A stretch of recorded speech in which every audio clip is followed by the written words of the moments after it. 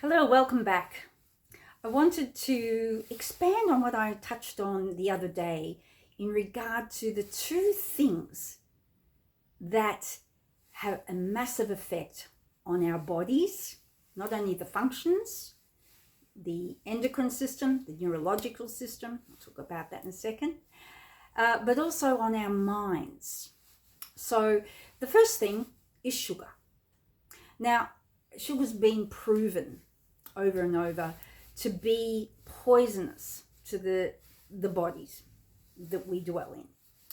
And it's a slow poisoning that occurs because the body in its intelligence is always trying to eliminate these toxic things that we bring into our bodies through our mouth. And sugar is the number one thing that people are ingesting on a daily basis. Most people, unless you're ketogenic or zero carb. And there's a lot of folk watching me now who absolutely have adopted this lifestyle purely because of the detrimental effect sugar, carbohydrates have had on them, not only on their bodies but on their minds as well.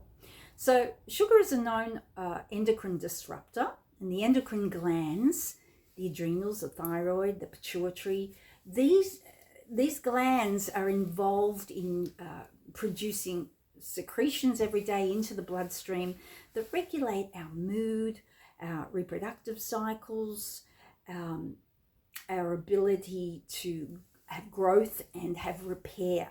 So these are essential, these hormones. And sugar is a known disruptor of the endocrine system.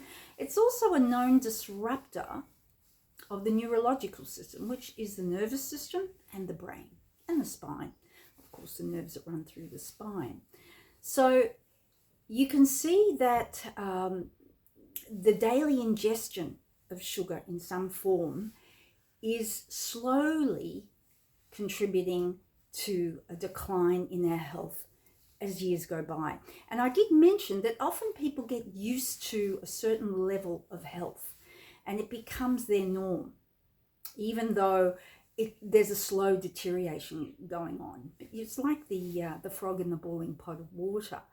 We often don't become aware of it because it's so subtle and it's incremental and it builds and builds upon itself, So this is why it's important to take this out of our body, because it's going to change so many of the way the functions that we have, these systems operate. And we often notice it within a few days. I mean, most people will know once they take sugar out on a low carb diet or a zero carb, the effects are instantaneous. Generally, it's an elevation of mood or a stability of mood. It's not spiking and going all over the place, in sync with the amount of sugar that people take in. They also notice their sleep pattern changes. They're not seeking food an hour later after a sugary meal that they used to all the time, because this is what sugar does. It hijacks, as I said, the ability to also regulate insulin. And if you're having constant spikes of insulin up and down, your body will find it very hard to reach a balance. It's just so out of whack. And of course that happened to me, as most people know. Now, the second thing that is going to disrupt the way your system works, this whole body suit that we dwell in, is what you put into your mind. And we've already discussed that, on the external. But the most important thing is what you are recycling in your mind. What is taking up the space or the rent in your mind? People often use that. They're putting energy, focus, and time into thinking about things that really don't matter in the larger scheme of things. So what we think about has a huge effect on our body. Now, there's many people who'll say to me, feelings, we aren't our feelings. Well, that's really not true on that one level. While we're here, it's everything, because the body is a roadmap, and we've had installed into each and every one of us a hardware system that is the map. And this is crucial. This is why I say it's crucial to get to know who you are, because this is like coming here onto the planet with this compass and this manual in your hand that you can now ascertain when your thinking has gone off track, because it's going to show up in your body immediately. And I often think of the euphemisms that people use that are so accurate in describing what in actuality is taking place in their bodies. So we've all heard these. It can be anything from, that person makes my blood boil. I just get so worked up, and they just make me boil. Now, that person is highly likely to have high blood pressure, because this is how they react to an emotional situation of irritation and anger. Then we've heard, oh, that man or that person, that woman, whatever, they're spineless. They're a spineless wimp. We've all heard that. So what that basically is saying, that the spine has been designated as your ability to be upright, right? To be your own authority. Someone who has a straight body, we look at them and think that person's got a lot of confidence and authority, okay? Same with when someone says that, they're really sure-footed about how they navigate their life.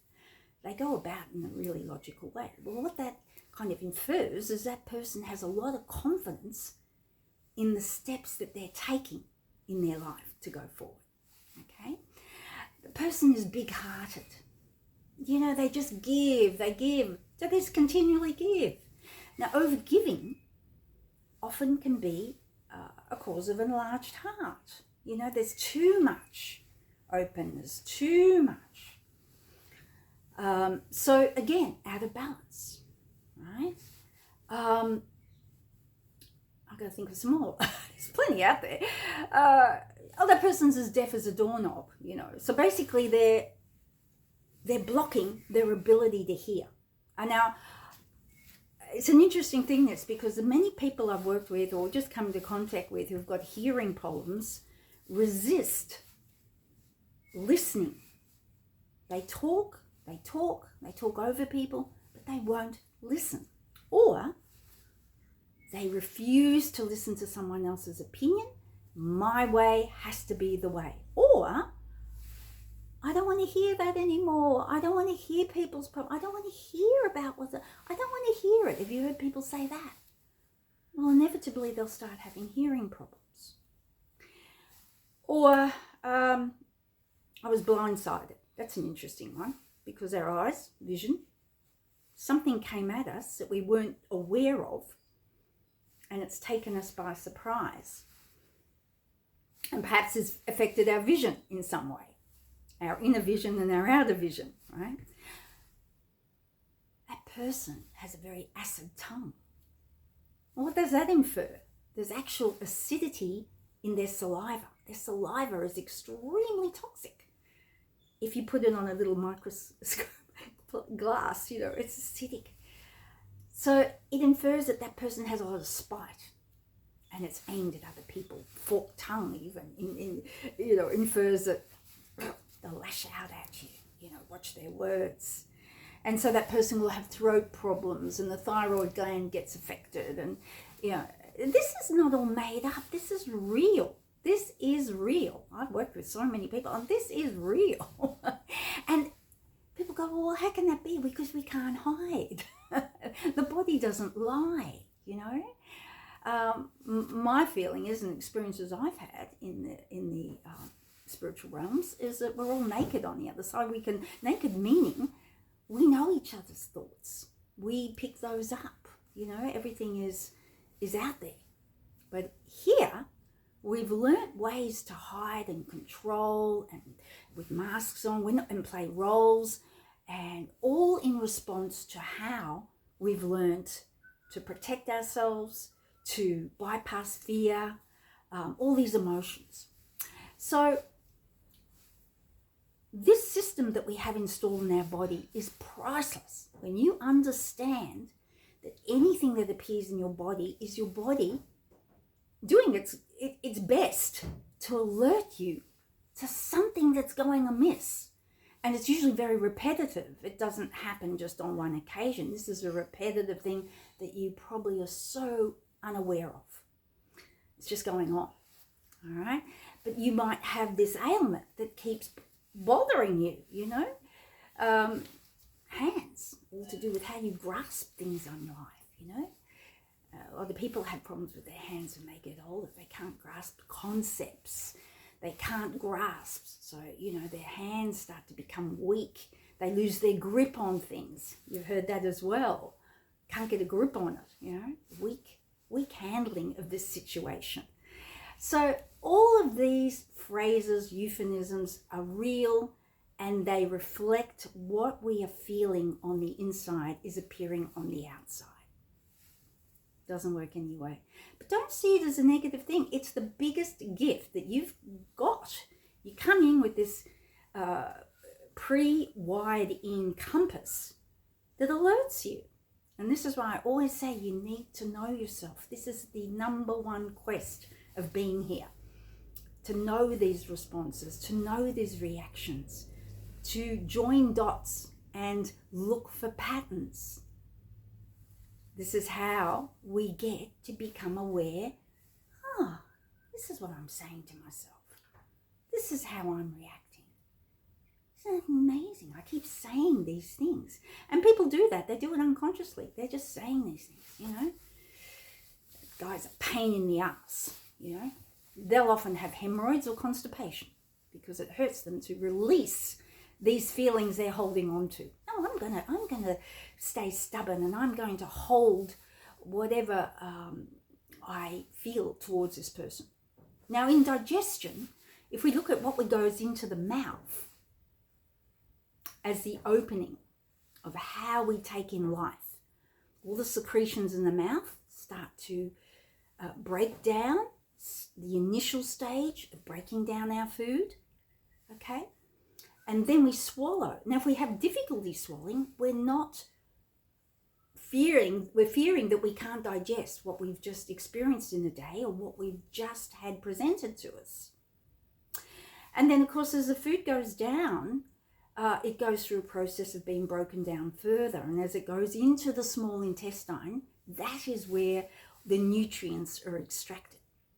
So it means that this is where we extract what we've learnt for the day, what experience that we had, what did we get from it, what we did take from it, what have we retained that then goes on to feed ourselves and nourish ourselves in a productive, forward-moving way. We become better people. We grow from the food comes in our bodies, and we grow from the food that we are fed into our minds.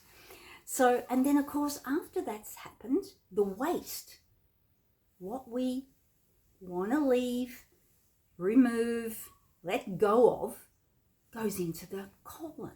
And this is where a lot of the fluid is taken out, because when all the food that we've extracted, our nutrients goes into the large intestine, it's in a very soupy sort of mess. And it's not until it gets up further into the ascending colon that it starts to solidify into feces. So we've extracted everything out. And people will get constipated when these fluids come out too much and they can't let go of something. So that's also implicated. You know, people have had constipation for a lot of their life. And of course, you know, once they take out the sugars and their mind starts working better, they're more able to process what's happened to them. These things just occur naturally when you haven't got poisons coming in from the food supply, but also you're not poisoning your mind. So can you see how that works? And I've seen it all the time as a colon therapist. I used to always see it demonstrated to me. The people who had hemorrhoids and all these things had difficulty letting go of the past, letting go of something, holding on to grudges. And it would show up in the rectum, in the lower part of the colon. Hemorrhoids is a fear of also expressing your knowledge, your wisdom. You're holding on to it. You're fearful. So when you can understand that your body is a map and it has specific things installed into it as a feedback system, you can't change that. You've come in with this. It's your compass. When you understand that and you know that, you welcome any signs that are telling you you're off track. So that's what I want to share with you today. I hope you find some value out of that. For those who are zero carb, please drop a line below and let me know how you're going with it, what you found worked for you, what you found didn't. That's another video I'll do very shortly on also not getting caught up in the, people often say, well, vegans who'll go to carnivore, it's basically just indicative of their extreme personality. And so, with me changing to strict low carb, no carb, people can say that, but in actuality, I did this to heal something, and I have. So the other thing is to be aware not to get involved in cultish influences. People who are telling you you've got to eat it this way, you've got to do it that way. You're doing the same thing. You're giving your power out.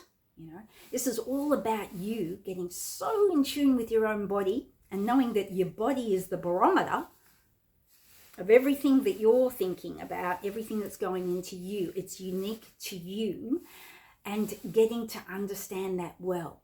So you know yourself like nobody else.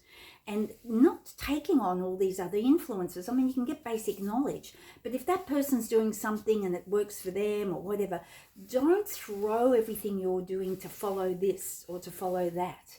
Because, that's a kind of self-betrayal too. So you've got to get very, very focused on your body, your mind, and what works for you, and be your own laboratory. All right. Thanks for being with me today. I'll see you soon. Bye for now.